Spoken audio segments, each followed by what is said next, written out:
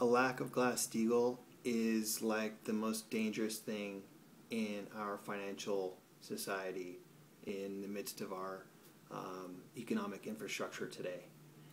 It's the ultimate liar loan. It's a Ponzi scheme.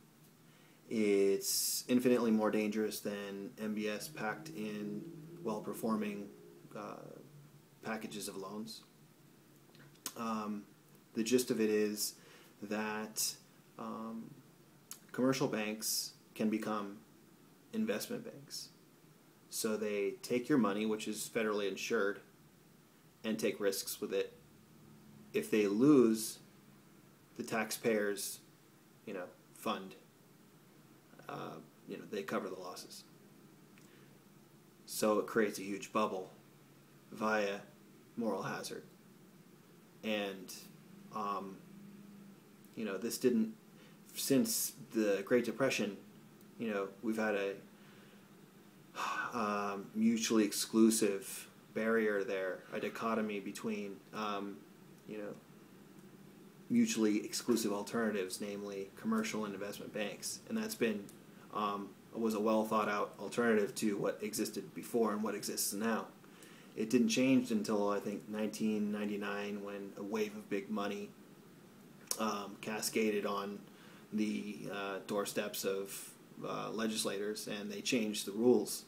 I think it was for some financial services corporation, a travel-related company or something like that. I don't know who it was, but one of those. Right before the big boom and bust of the internet revolution there. And they haven't really looked at the law. So everybody was focused on mortgage-backed securities and Clinton's Neighborhood Recovery Act or whatever that was.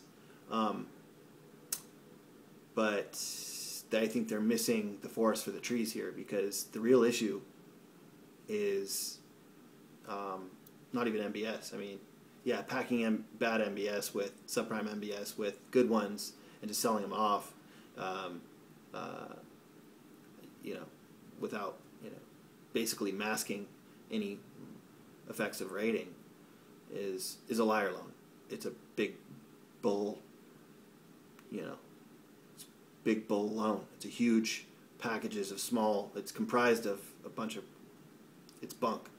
So this is even worse than that, because it's like they can take as much risk as they want, and it's ultimately just going to get funded by the taxpayer because it's federally insured by design.